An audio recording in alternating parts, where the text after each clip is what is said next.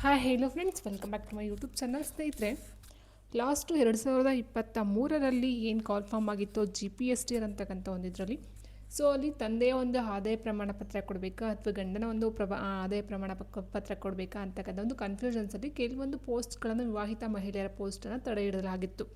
So ಅದಕ್ಕೆ ಸಂಬಂಧಪಟ್ಟಂತೆ ಇಲ್ಲಿ ತನಕ ಯಾವುದೇ ಒಂದು ಮಾಹಿತಿ ಆಗಲಿ, ಅದಕ್ಕೆ ಸಂಬಂಧಪಟ್ಟಂತೆ ಯಾವುದೇ ಒಂದು ಆದೇಶವಾಗಲಿ ಕೋರ್ಟ್ಗಳು ನೀಡಿರ್ತಕ್ಕಂಥದ್ದು ಇಲ್ಲ. ಸೊ ಹೀಗಿರಬೇಕಾದ್ರೆ ಆ ಒಂದು ಏನು ಪೋಸ್ಟ್ಗೆ ಅಪ್ಲೈ ಮಾಡಿರ್ತಕ್ಕಂಥ ಏನು ವಿವಾಹಿತ ಮಹಿಳೆಯರಿದ್ದರು, ಸೊ ಅವರಿಗೆ ಸಂಬಂಧಪಟ್ಟಂತೆ ಈಗ ಒಂದು ನೋಟಿಫಿಕೇಷನ್ನ ಬಿಟ್ಟಿದ್ದಾರೆ. ಸೊ ಅದು ಏನಪ್ಪ ಅಂತ ಹೇಳಿದ್ರೆ, ಶಿಕ್ಷಕರಿಗೆ ಷರತ್ತುಬದ್ಧ ಅನುಮತಿ ಯಾವುದಂತ ಹೇಳಿದ್ರೆ, ಈಗ ಆಲ್ರೆಡಿ ಏನು ವೇಟಿಂಗ್ ಲಿಸ್ಟಲ್ಲಿ ಇದ್ದರು, ಸೊ ಅವ್ರಿಗೆ ಸಂಬಂಧಪಟ್ಟಂತೆ ಈ ಒಂದು ಆಯ್ಕೆ ಆಗಿರುತ್ತೆ.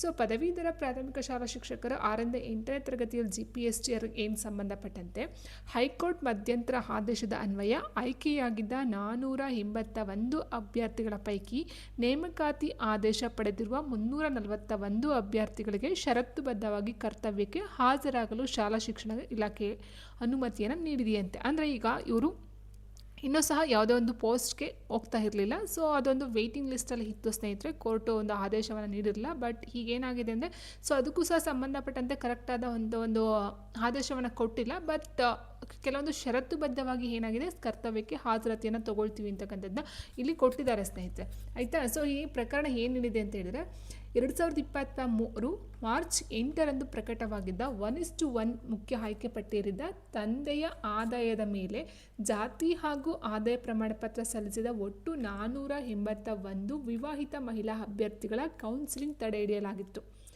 ಆಯಿತಾ. ಸೊ ಇದರ ಬಳಿಕ ಏನಾಗಿತ್ತು, ಈ ವಿಚಾರವು ಆಡಳಿತ ನ್ಯಾಯಮಂಡಳಿ, ಸುಪ್ರೀಂ ಕೋರ್ಟ್ ಹಾಗೂ ಹೈಕೋರ್ಟ್ ಮೆಟ್ಟಿಲು ಸಹ ಏರ್ತಾ ಹೋಗುತ್ತೆ.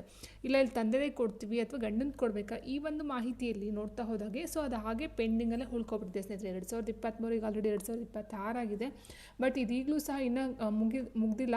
ಬಟ್ ಇದೇನಾಗಿದೆ ಅಂದರೆ, ಈಗ ಇರ್ತಕ್ಕಂಥ 341 ಪೋಸ್ಟ್ ಮಾತ್ರ ಈಗ ಏನು ಮಾಡಿದ್ದಾರೆ, ಆದೇಶವನ್ನು ಕೊಟ್ಟಿದ್ದಾರೆ. ಕೆಲವೊಂದು ಷರತ್ತುಬದ್ಧ ಇದ್ರ ಮೇಲೆ ಕೆಲಸಕ್ಕೆ ಸೇರ್ಕೊಂಡಿರ್ತಕ್ಕಂಥದ್ದು ಆಗಿದೆ ಸ್ನೇಹಿತರೆ. ಓಕೆ, ಸೊ ಹೀಗಿರಬೇಕಾದ್ರೆ ನೋಡಿ, ಜೂನ್ 24ರಂದು ಉಚ್ಚ ನ್ಯಾಯಾಲಯ ನೀಡಿದ ಮಧ್ಯಂತರ ಆದೇಶದ ಹಿನ್ನೆಲೆಯಲ್ಲಿ ನೇಮಕಾತಿ ಆದೇಶ ಪಡೆದಿರುವ 341 ಅಭ್ಯರ್ಥಿಗಳಿಗೆ ಕರ್ತವ್ಯಕ್ಕೆ ಹಾಜರಾಗಲು ಅವಕಾಶವನ್ನು ಕಲ್ಪಿಸಲಾಗಿದೆ. ಆದರೆ ಈ ನೇಮಕಾತಿಯು ನ್ಯಾಯಾಲಯದಲ್ಲಿ ಬಾಕಿ ಇರುವ ರಿಟ್ ಅರ್ಜಿಯ ಅಂತಿಮ ತೀರ್ಪಿಗೆ ಒಳಪಟ್ಟಿರುತ್ತದೆ ಎಂದು ಸ್ಪಷ್ಟಪಡಿಸಲಾಗಿರುತ್ತದೆ. ಸೊ ಅಂತೆಯೇ ಉಳಿದವರಿಗೆ ಹೊಸ ನೇಮಕಾತಿ ಆದೇಶ ನೀಡತಕ್ಕದ್ದಲ್ಲ, ಶಾಲಾ ಶಿಕ್ಷಣ ಇಲಾಖೆ ಆಯುಕ್ತರು ನಿರ್ದೇಶನವನ್ನು ನೀಡಿದ್ದಾರೆ ಅಂತ ಹೇಳಿದ್ರೆ, 341 ಅಭ್ಯರ್ಥಿಗಳಿಗೆ ಕರ್ತವ್ಯಕ್ಕೆ ಹಾಜರಾತಿಯನ್ನು ಮಾಡ್ಕೊಳ್ಳೋದಕ್ಕೆ ಒಪ್ಪಿಗೆಯನ್ನು ಕೊಟ್ಟಿರ್ತಕ್ಕಂಥ ಆದೇಶವನ್ನು ಕೊಟ್ಟಿರ್ತಕ್ಕಂಥದ್ದಾಗಿದೆ. ಸೊ ಅಲ್ಲೂ ಸಹ ಕೆಲವೊಂದು ಈ ಒಂದು ಏನು ಷರತ್ತುಗಳಿದೆಯೋ, ಸೊ ಅದರ ಅನ್ವಯ, ಅದರ ಒಂದು ಬೇಸಿಸ್ ಮೇಲೆ ಈ ಒಂದು ಪೋಸ್ಟನ್ನು ಅಲರ್ಟನ್ನು ಮಾಡಿರ್ತಕ್ಕಂಥದ್ದು ಆಗಿದೆ ಸ್ನೇಹಿತರೆ. ಸೊ ಇಲ್ಲೂ ಸಹ